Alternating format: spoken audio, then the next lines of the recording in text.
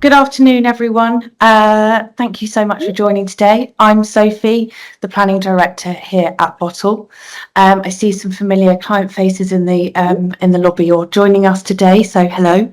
But for Bottle newbies in the room today, we're digital PR experts, and we specialise in digital PR, SEO, social and influencer marketing. And the latter of that, we're going to peek behind the door of today.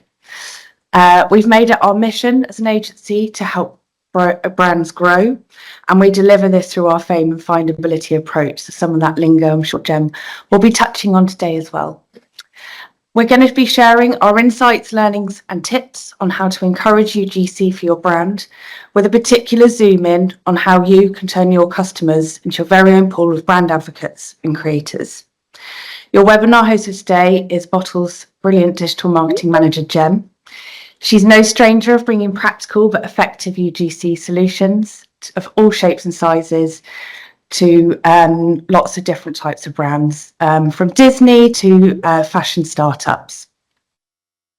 Her work at the intersection of SEO and social media here has consistently demonstrated that implementing strategic UGC drives engagement, trust and conversion across digital channels. She's been doing this for a jolly long time, so she knows what she's talking about.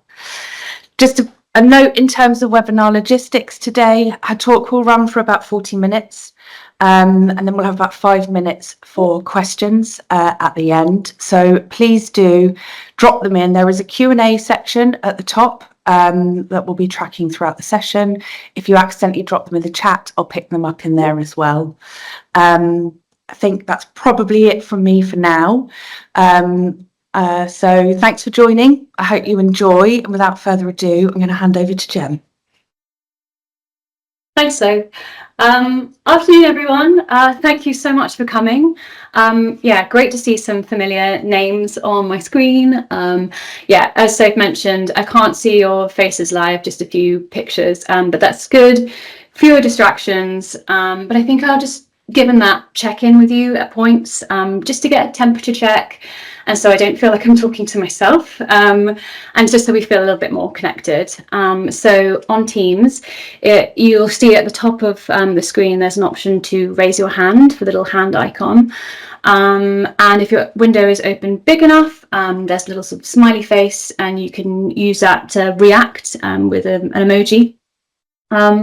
So maybe we test that now. So raise your hand if you feel you could confidently say what UGC is. Don't worry, I won't make you answer. I won't pick on anyone.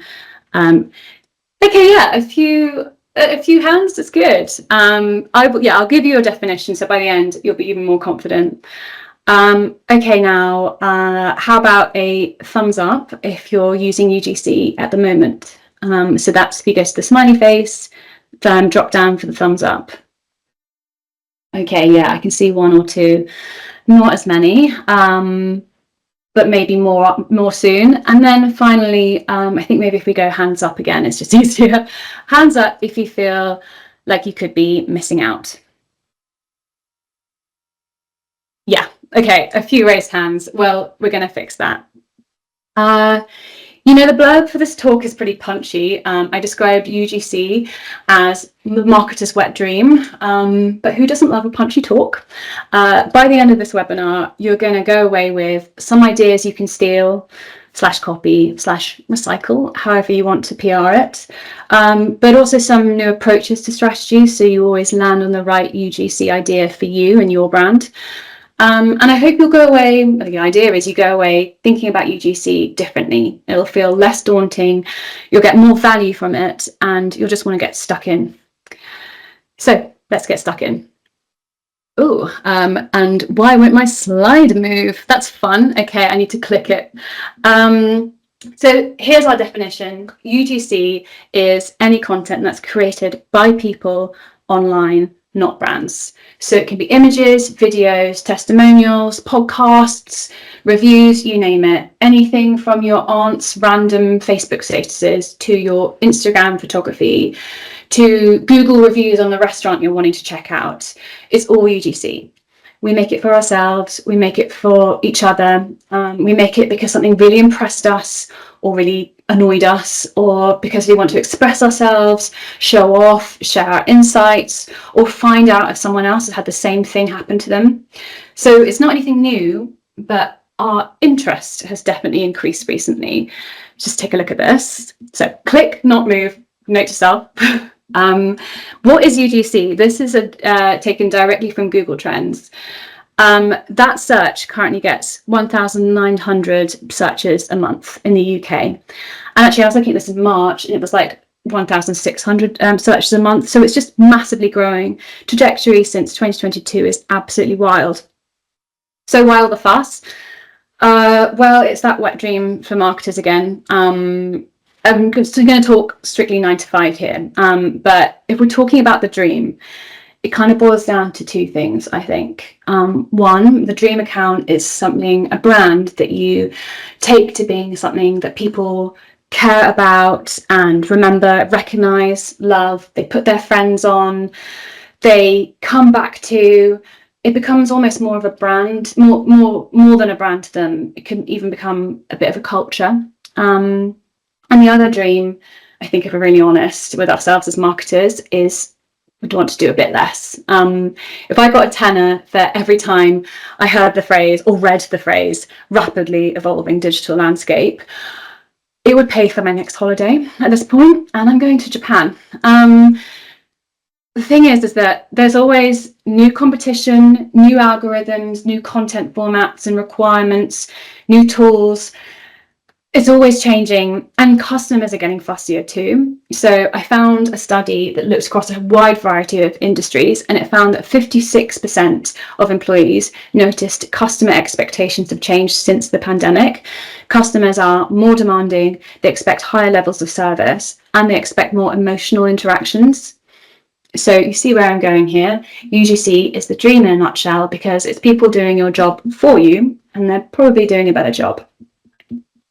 I'm going to share a bunch of stats now. Don't worry, I'm not going to read this all out, but we would just be here until next week. But if you threw a dart at LinkedIn at the moment, it would land on a stat about trust and authenticity. But trust is what influences purchasing decisions. It's the next best thing to knowing it firsthand, for yourself. And authenticity is this word that's used so much it's sort of lost all meaning at this point, and people sort of use it synonymously with trust. But authenticity is when you see the person in the message, it's relatable. And authenticity, relatability, that's a huge predicator for engagement. And engagement, having more of that two-way exchange, that's a step towards loyalty. So a few years ago, we were looking at influencer as the answer for building trust, particularly on TikTok. TikTok was the antidote to that super polished style of social media that dictated everything in the 2010s. But if you think back, when influencers were first on the scene, they were this kind of intermediary between brands and people, and it felt like your friend in the know who was just giving you insider tips. But then as Instagram grew, lots of those influencers kind of lost touch with reality. They were so clearly an extension of the brands that they talked about. You could kind of like see the strings. So yeah, when TikTok came along, it was this breath of fresh air, this lo-fi content style that people just seemed to make in their bedrooms, and it really landed for us, and it continues to land for us. Why? One stat to rule them all. Word of mouth marketing will always work best for trust. The thing is, we know this just by being the virtue of being humans with people that you know and love and trust. If they, or love, or just trust, but if they give you a recommendation, you are going to listen to that over any brand, doesn't matter what the brand does. But if you don't have those people you can trust in your life, what do? Failing that, we look for people who don't seem to have skin in the game. We research, we ask experts, we get a second opinion, we look for evidence from people who've been there before us, we collect. And that's why reviews are such an important part of UGC. And that lo-fi style that we see, it feels like genuine recommendations from someone you know. It's closer to word of mouth, and it's why it works. TikTok is also why everyone's interested in UGC now, because when we first saw TikTok taking off, as marketers, the natural step is to be like, ooh, TikTok influencers, they're our new authentic voice. But TikTok didn't take off because the influencers moved over there. It took off because it created its own stars. TikTok's algorithm is along a content graph rather than a social one. So it's not the number of followers you have that makes you go viral. It's how entertaining you are. And that highlights the power of UGC. On TikTok, you see real people, not professionals and not influencers, create videos that get the same kind of traction as influencers used to get alone. And often they're just talking about products. So it means you see this kind of stuff all the time. Or at least I do. This is directly from my TikTok For You feed. There's rarely a day when I'm not wearing baggy trousers. I mean, you can't really see, but I'm wearing them right now. But yeah, mine might be baggy trousers. Yours will be whatever you're interested in or likely to buy. And this creator is interesting. I mean, it's just found content really. But this creator has 1,000 followers at this point. She's just doing it for fun. She's not an influencer. The video on her left is her first viral video, but all her previous ones are around the sort of 300 view mark.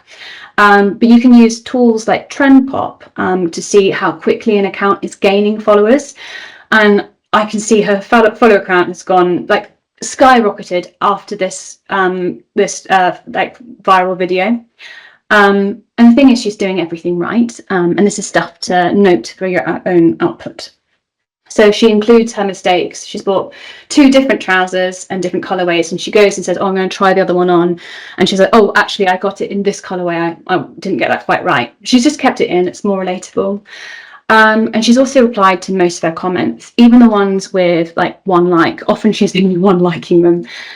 And in the second video, she's directly replied to a comment. And this is the thing we say to brands to do all the time, and they hardly ever do it, but reply to comments. Most brands just count comments or you do a sort of vague sentiment check. But if you reply to comments, you get more of them. It's hard to measure because there are so many vertical variables. But when you have managed enough communities on enough accounts, you just see it. If you reply to comments, you get more. And it makes sense because you feel that there's more going on there, the brand is listening. Because the thing is that comments aren't just a measure of engagement. Comments are UGC. They are valuable. I mean, you look at these examples here. These are people asking her about the product they're interested, they're getting ready to buy. This is so much value for them. So as a brand, you need to treat it with value. So if you're Uniqlo, the maker of these trousers, and you see this, and you've been tasked with making more of your UGC, you're probably thinking, ka-ching, and what's your next move? This would be what's swimming around in my brain. So this is a really great and quite extreme example of a brand getting it right. So if you're not as chronically online as me, I will catch you up. Stanley Cups were dealt a massive stroke of good luck when this piece of UGC went absolutely viral. Really bad luck for the person in question though, because her car had caught fire. It was just completely wrecked. And no one was hurt, but she goes over the next day and her Stanley Cup is inside. Looks a bit singed, it's had better days, but she goes over, picks it up, shakes it, and you can hear the ice inside. And that video now sits at 19 million views, or over that actually now. And it's a total gift because Stanley's motto is built for life. And Stanley were really quick to react. Actually, she explains it really well in this other video, but I've turned it into a GIF so it wouldn't stop randomly playing, but I'll read out. She says, before I left the junkyard, I got 30,000 views and I got a message from DM saying they were going to offer me free cups. But soon the views were in the millions. And then she got another DM from Stanley saying they wanted to offer her a car. And then the next day, the president of Stanley got on their own account. You can see him, it comes up. He's got all the cups behind him. And they stitch the video and directly address her and say, we'd love to get you a new car, check your DMs. And yeah, voila, brand new Mazda. But yeah, what you're seeing here is Stanley took huge and fast steps to humanize itself.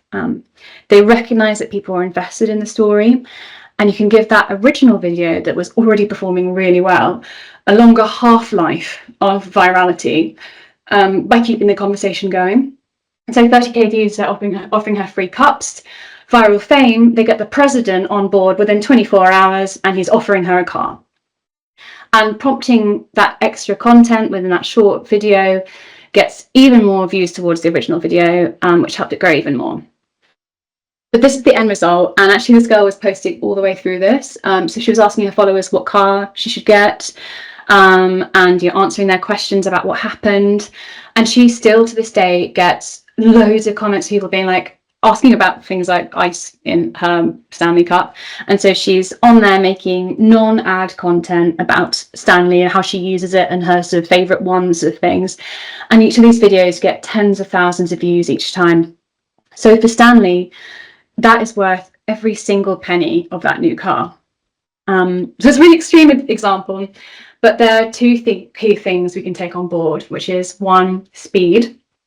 And that is facilitated by stakeholders being bought into an agile strategy, and also social listening. TikTok is a bit tricky to do this because it doesn't integrate with all your social listening tools, but there are ways you can help yourself, which I'll go into. And the other thing is gifting. So people will always love free stuff. But what turns gifting into the potential for great UGC, viral UGC, is a higher level of service and a more personalized emotional interaction. So if I were Uniqlo in our earlier example, I'd be in the DMs of this TikToker and I'd show her maybe a preview of some of the new colorways and shipping her pick. And how do you work out whether it's worth it to gift? A good approximation is cost per view. So if you run ads, you probably have a figure in mind. But say you spend £30 on an ad and it gets 1,000 views, your cost per view is 3p. Industry benchmarking tells us a good cost per view is 1p to 3p. Those trousers are like 35 quid. The first video got 10 times that number of views in a day. So yes, this would be worth getting in touch with this person. And this is why you need to be fast. So this is our Uniqlo trouser girl. I'm sure she'd love that nickname. Her name's Isabella. So we have her first and second video here. And if you work with a data-orientated agency, mapping this kind of trajectory is actually less of a mystery. This is a kind of graph we use when we talk about jumping on a viral moment. So what should we take from this? Actually, maybe it's time to have a show of hands again. So who has heard the advice that on TikTok it's vital to jump on a trend early? I don't know whether some of these hands have been up from before, but I'm seeing some new ones as well. Yeah, see, I'm getting the notifications, lots of new hands. Okay, great, that's a lot of us. And it's true, if you jump on trends early, you get to ride the wave of the TikTok algorithm just as it's showing that type of content to exactly the people who are most interested in seeing it. So for the same amount of, I think bang and buck, which way around? Basically, you make the same piece of content and it makes you a lot more bang because, it's going to get so much more reach. And also, I mean, not to be funny, but brands joining a trend late is a little bit cringe as well, which is against the point. But I think fewer marketers realise that viral UGC works in a really similar way. So this creator made the second video on the same subject within that 48-hour period. And you can see the impact it has on her original video. So the first viral one, you expect to see this kind of shape as it goes like stratospheric and then sort of tails off. But then you have the second one here and it gives that first video a bump. And both those videos will continue to grow for the next 90 days and then they'll sort of plateau.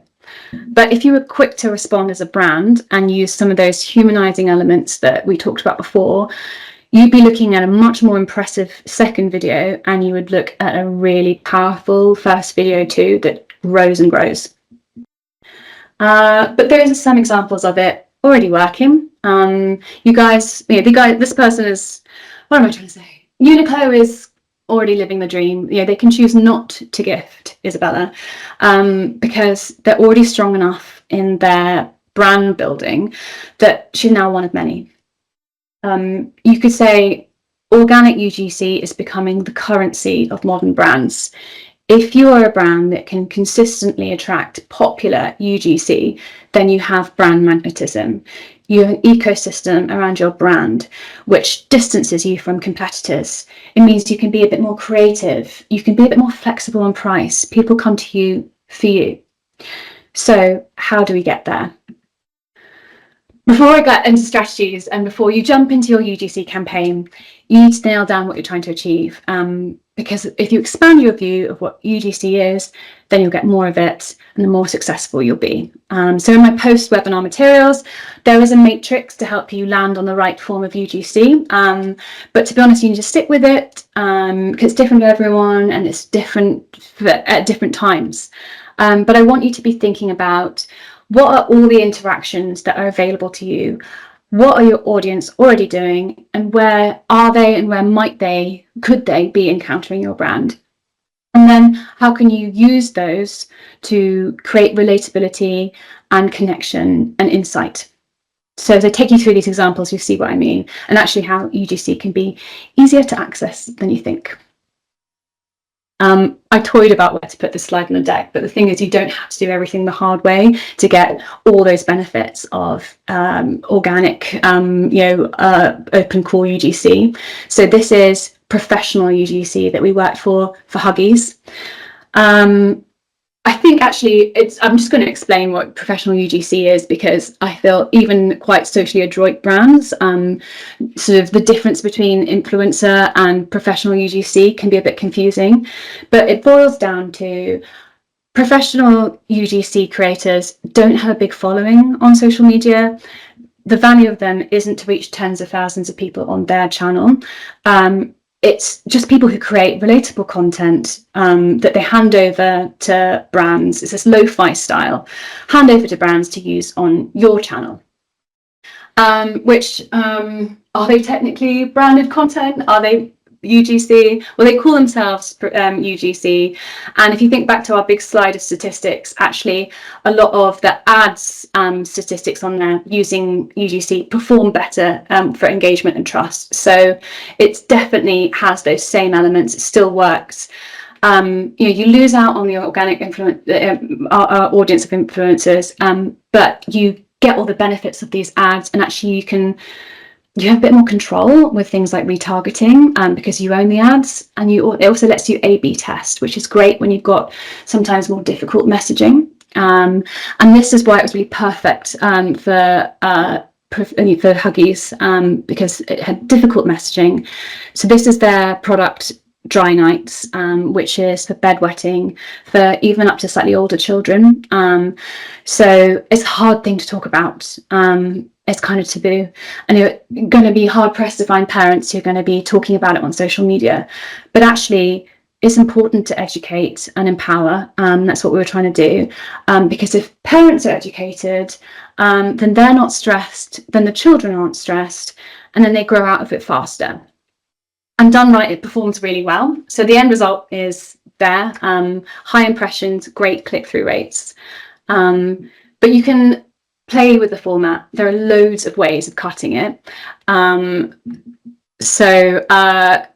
UGC ads tend to fall into these 6 buckets. You've got how-tos and tutorials, kind of self-explanatory. You've also got like hacks there as well for younger audiences. Why I chose it, which is when the UGC creator takes on the persona of an expert and really talks about why this is particularly good. Real results, let's say sort of before and afters, also people talking about the difference it's made. FAQs, this is a really nice example of a brand that actually used a comment and replied to it using a UGC. So it just has that real organic feel. There's nothing stopping you from using this kind of format that sort of, it tricks the eye because you think this is just someone, just a non-professional, basically. Then you got See It in Action, which is that sort of day in the life style video that we saw for Huggies. You also got sort of your sketches that fall under there. And then you got Unboxing, which it's an oldie, it's a classic, but it just taps into that primal excitement and anticipation and surprise, and it's a really good product showcase. But you didn't come here for me to give you a cheat code. If you want open call UGC, strap in. There are 3 ways I think about approaching organic UGC. So small weights, small reps. This is getting your audience into more of a habit of interacting with you and creating those incremental steps for them to eventually stick their neck out more for you. The second thing is be a postcard. We love postcards because most of the stuff we get through our door is just brands and banks wanting our money. But if you can personalize and be expressive, you break out and you create a connection. And the other thing is show, don't tell. I love this from the creatives, little Blue Peter reference. But people really aren't that original. They copy what they see. So if you make your instructions clear and easy to use, and use demos where you can, people feel a lot more comfortable in expressing themselves. And if you give them a template to hook or a hook to bite into, then they're much more to go, oh yes, and the other things to remember are to incentivize hurdles. So it doesn't matter what platform you're on. Most people are there because they are browsing. And so therefore they are consuming, not creating. So you need to trigger that mental switch to flip them into creating. So even if it's really low stakes, like comments, you need to feel that every action has a reaction. You need an incentive, and so the bigger the action, the bigger the incentive. Comments, it can just be feeling a reply, feeling you got a good answer. But if you want people to really stick their neck out, you're gonna have to make it potentially worth their while. And then the other thing is manure is fertilizer. So you're handing over the microphone to people who are not as invested in your brand as you are. So you've got to expect the unexpected. But it helps if you've already built up a report, you've helped guide people so that the content sort of has some frameworks, doesn't feel so bananas. But if something does come out of left field, the important thing is to be human, and you can turn bad feedback into a reason for people to care about you. And I will go into more detail about what happens if it all gets a bit scary in a bit. But let's see it in practice. What can you go away and use? So small weights, more reps. The more small stuff you get, the more likely you are to get the big stuff. So Instagram stories have built-in interactive elements, and you can pin them so you preserve all that interactivity in your feed. So this is a nice example from a local company. But the handy thing about that is it's anonymous, and you can start even smaller. So Instagram story interactions, things like emoji slider and poll stickers are great, and they are UGC.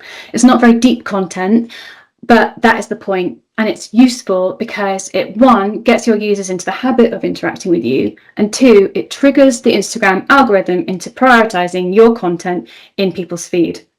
So when you last logged into Instagram, I bet the first thing you did was go into stories. And that's the same for most people. And if you encourage interaction here, the algorithm bumps you to the front of the story queue.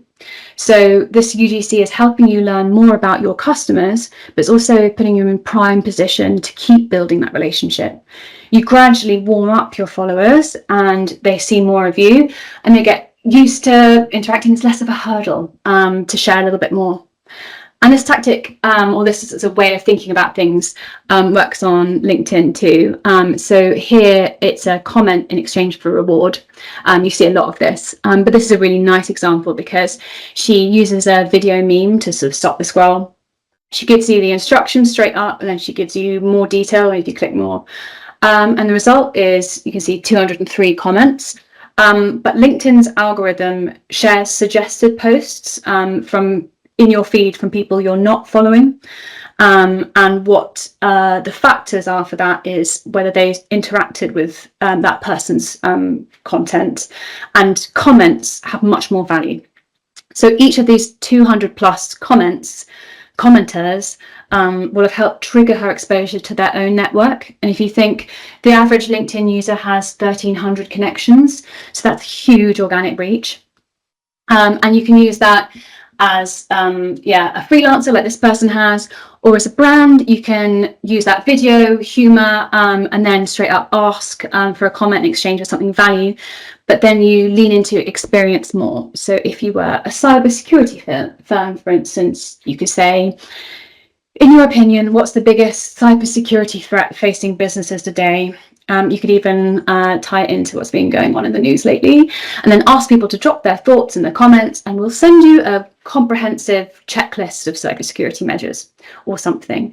You use it to demonstrate the value of your business, and you stay front of mind, and you reach bigger audiences.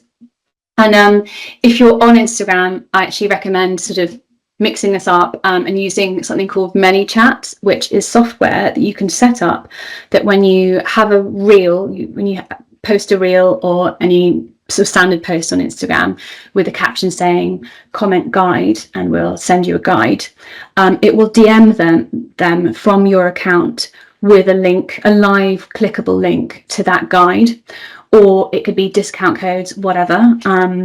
So you can also set it up for Instagram interactions, for Instagram story interactions. So if you had polls, for instance, you could set it up to send different content in responses to different answers on the poll.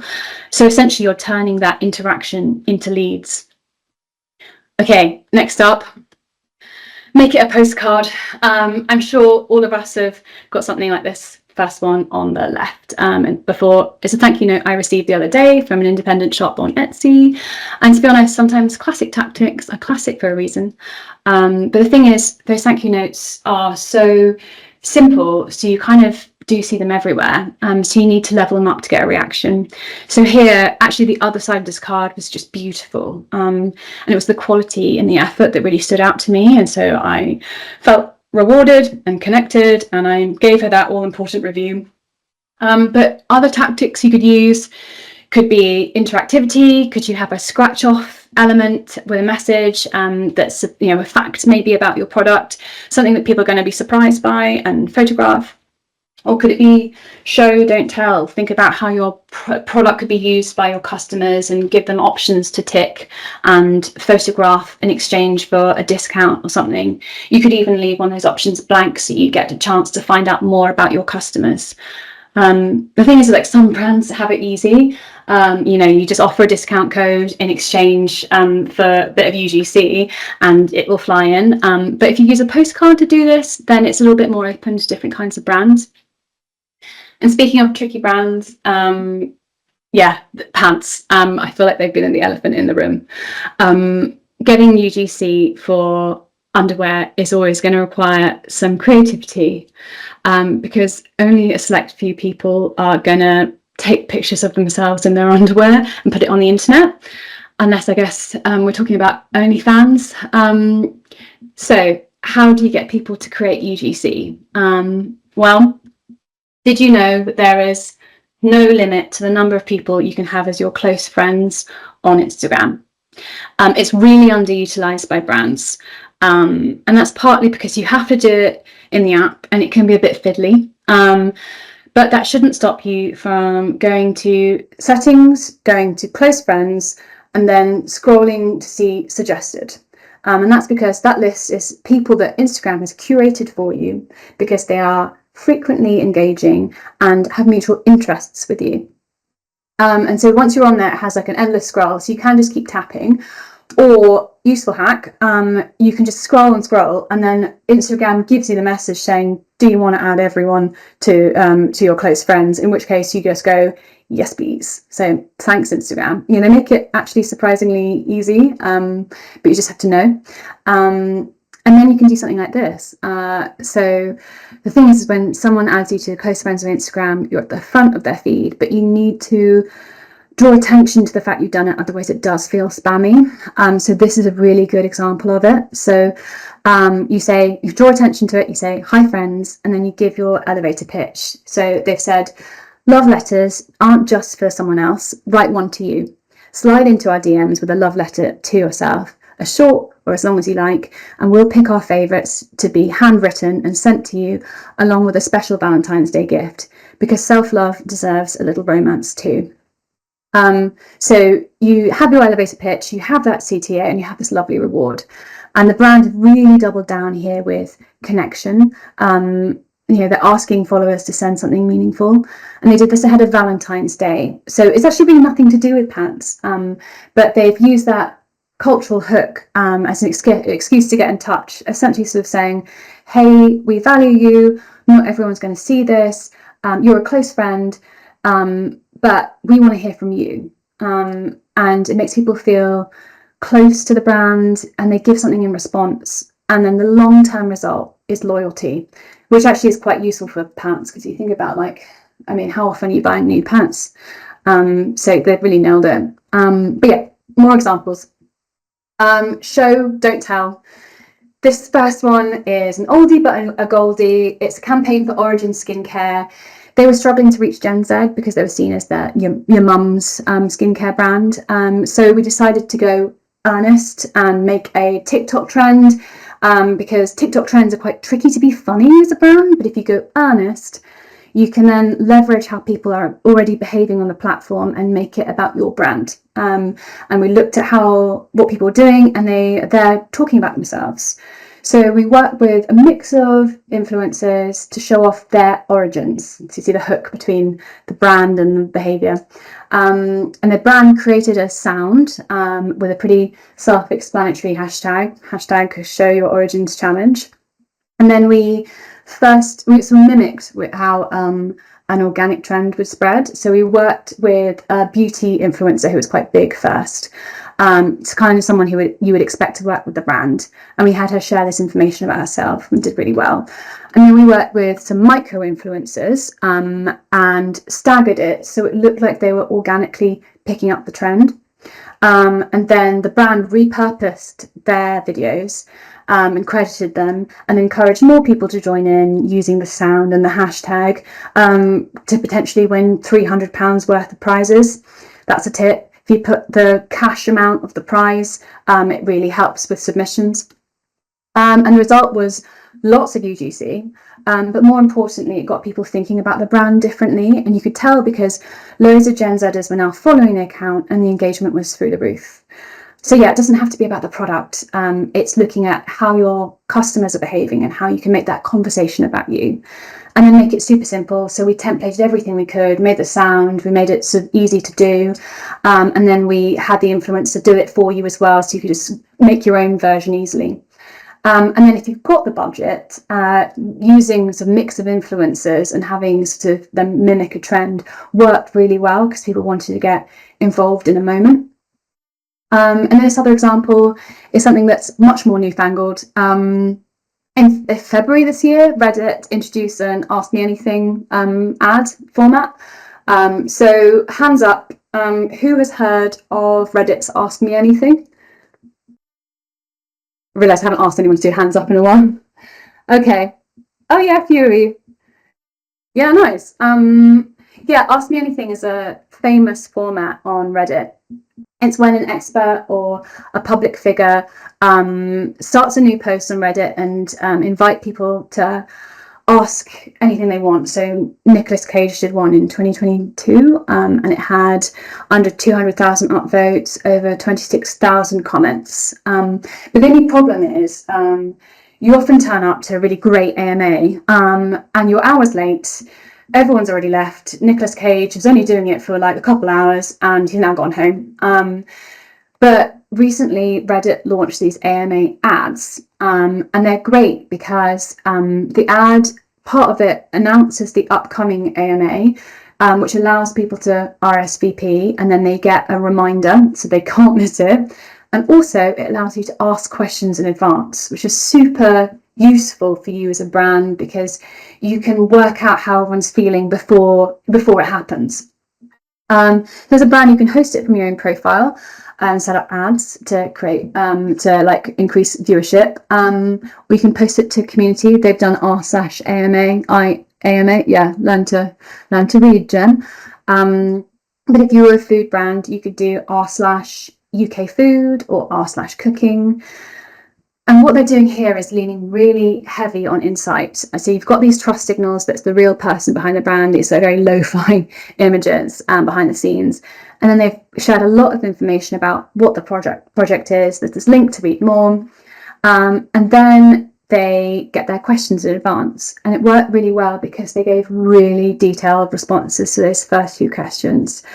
And that works because Reddit is set up to create offshoots of conversations as people reply to different comments. So they created this really rich starting point, and the conversation ended up going in all these different directions, but it's all under this post, all this organic interaction. Because the thing is, if you give people something interesting to talk about on Reddit, that is literally what they're there to do. And you give a decent hook, they will just jump in and yes and. So yeah, you make the conversation irresistible. And the really handy thing about Reddit is Reddit and Google are like this. So it's really prioritized in Google. So all that interaction, all that information about how people think and feel about your brand, all that sort of useful insider info that you're able to share in response to comments, that's going to be front and center of Google as well. You know, we think about SEO being your website, but search engine optimization is thinking about Google generally. So speaking of great UGC to copy, it brings me to another secret weapon, which is employee generated content. It's everywhere on social media, and it's everywhere because it works. You show you're powered by real people. You're not just a logo and suits. It shows your fun side, makes you relatable. It also showcases your expertise in a way that people actually will listen to. But because you're employees, people know that you have more skin in the game. So you have to up the ante on the other aspects that make UGC work. So humour, insight, community, social proof.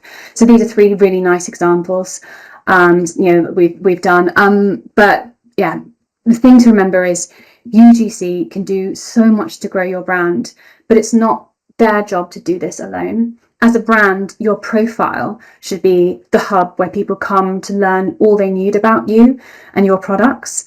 If you have something interesting to say, you should be saying it yourself. That's how people learn about you, and that's actually how people feel more comfortable shouting about it themselves. Which is leading me to Tactics. I've realised how much time I've got left, and I've gone over, so I'm hoping that you can stay. But I promise I'm wrapping. So this is how you can get better UGC. So first tip is you don't have to have a big follower count. See your small follower count as your core community. It's about quality over quantity. When I was working at a fashion app startup, we were launching a Depop competitor.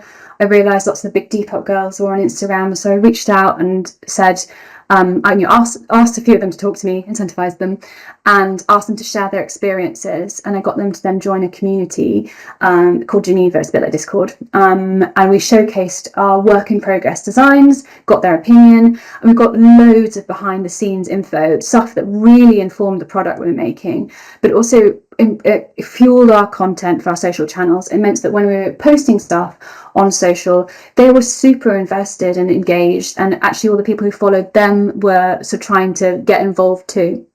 So it's the kind of thing that actually I got quite good at, and in the post-webinar materials I've laid out a blueprint of how you can transform your core community into brand ambassadors, because if you have that core unlocked, you've baked in a strategic approach that already emphasizes interaction, inclusivity and shared values, and then you can take that to your wider channels and it will just sting.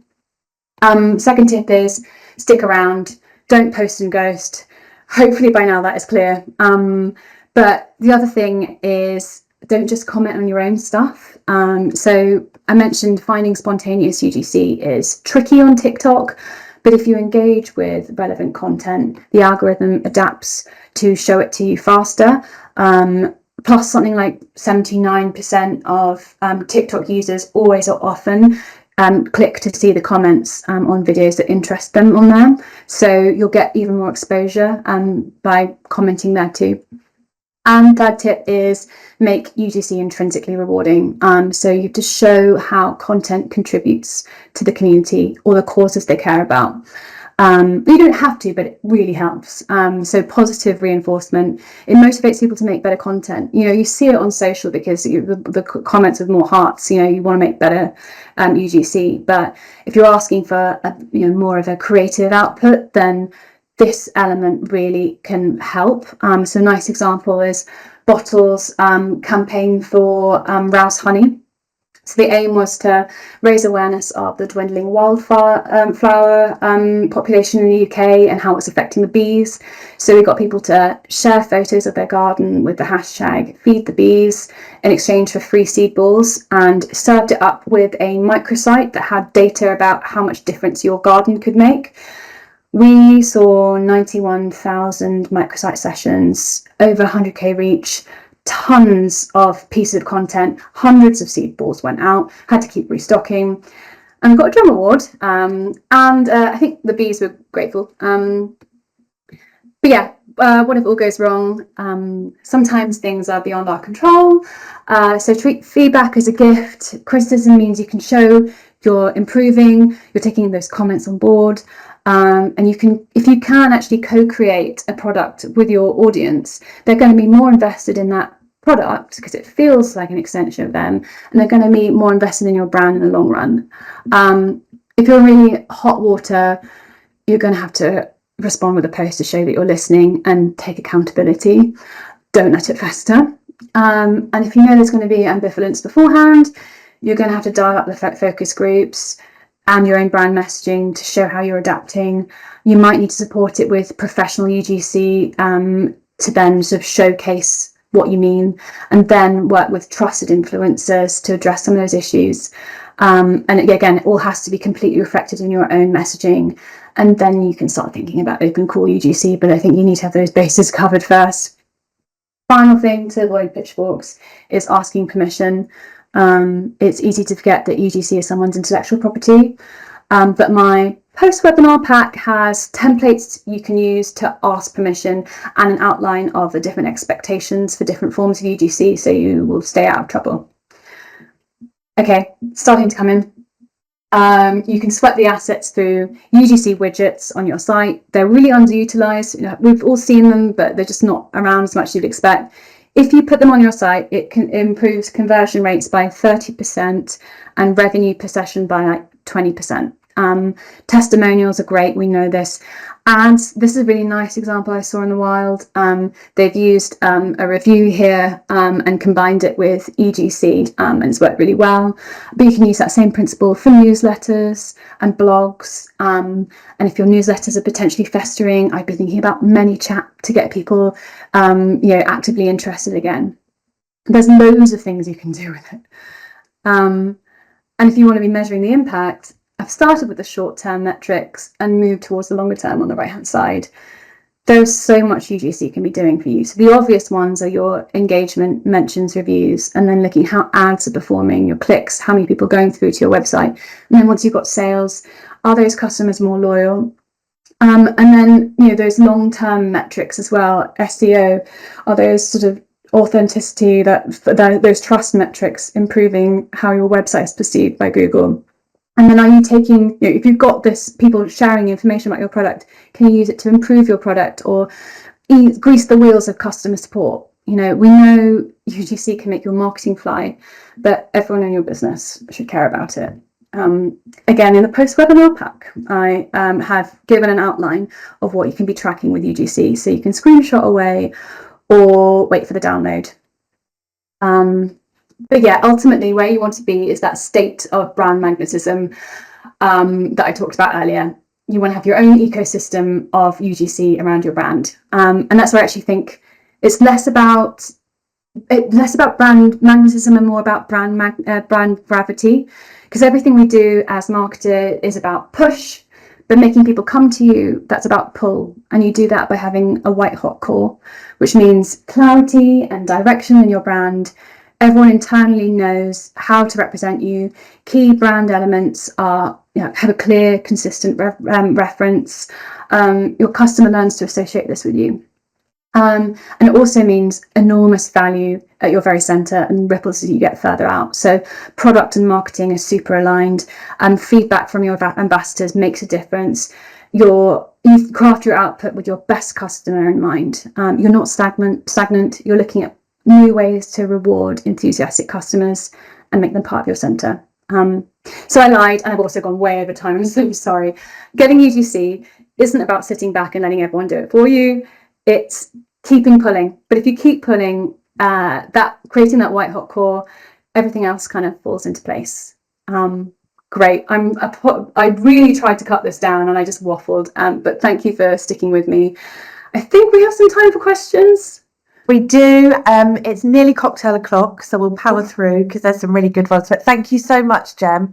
Okay, going in, number one, do you have any advice for B2B companies where product is actually a service?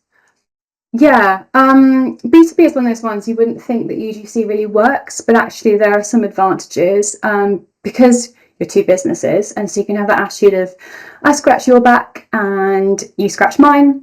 So tactics can be things like case study collaborations, allow them to show off about themselves and you. It's kind of like structured UGC. They're making it for you, but they're showing off. Expert commentary, if you've got a really great relationship with a client, having them share their perspectives, kind of thing you can share on LinkedIn as well. Implementation insights is another tactic. So if you've got customers who are using your service in a really good way, again, they can ask them to create content, maybe incentivize it a little bit, and have those sort of how-to guides on how to get the most value, and then it's a chance for them to show off the difference it's made for them. I could go off on and on, but it's one of the questions here, and thinking about some of our clients that have joined us today, who are in regulated industries. On the topic of what if it all goes wrong, how can we encourage UGC without compliance risks? Health, finance, legal, they're going to need a little bit extra care, but it's really possible. It's still possible to get UGC. So I think the secret is building compliance into your process from day one. So you start with pre-approved questions that compliance has already signed off, and when you're thinking about the questions, it's less about claims and more about experience. So you say, what was your experience working with us, rather than how did this product help you? And then also never auto post anything, because you need to have really good review process. Don't let anything slip through, and then you can use templates to your advantage as well. It helps steer people away from more problematic content. And I guess if your higher ups are really nervous about UGC, you could potentially, if they're like, oh no, it must be brand, maybe you lean on EGC first, warm them up. You can get some of those benefits of relatable content, but it's all stayed in-house. I think treat compliance as partners, not gatekeepers, and it sort of makes things a bit easier. Nice, thank you. Okay, two more. So really interesting question. I've noticed a bit on UGC for one of our hero products on TikTok. However, they don't direct the sales to TikTok shop via an unverified seller. This is an issue as it's a cleaning chemical, therefore not safe or verified genuine product. But the actual UGC itself is gold. That's good news. And they're really great advocates of our product. What would you do? Oh, that's so tricky. So it's gone to TikTok shop rather than, I guess you're getting some of the value of it at the end of the day, but that's really tricky. I don't know. That's a tricky one. Maybe we'll need to come back to you, Jess. I think I might need to come back to that one. Yeah, FMCGs is such an interesting one for UGC, but I would have to get into the legalities of that one. Sorry. And last one is a wrap, because there's a couple on measurement. So I'm going to pick one of them. If you're a small team with very little budget, how do you measure the ROI of UGC? Which metrics do you think are really valuable? ROI for a small team. I mean, I guess I'm kind of sold on UGC because I see it as, you get a lot more bang for your buck, but it's convincing the higher ups, isn't it? So it typically costs less per asset than traditional or professional content. So you could use like a direct cost comparison. So not just production costs, but thinking about your team, staff time, all that, and sort of management. But then you could also look at, I mean, there's that whole slide of data about like the performance of UGC, so higher engagement but better conversion rates as well, time efficiency. There's stats about UGC from brands. It's more content pieces per hour, so if that's where the sticking point is. But I think my tip would be to start small. So pick one product and collect reviews on it. And you can A/B test. You can to track costs or conversions with and without the reviews, and then you have data from your own business that you can use, and then hopefully say like, look, it works. Let's try it on a bigger scale. Lovely, thank you. All right, I think we'll call that a wrap. So thank you, Jem, and thank you everybody for joining. We are going to publish a recording of this webinar so it can be shared with any colleagues that maybe didn't make it, or if you want to revisit anything. And we will share our contact details for those who don't know us in case you've got more questions on UGC. But otherwise, hope to see you or hear from you soon, and have a wonderful long weekend, everyone. Thanks, guys.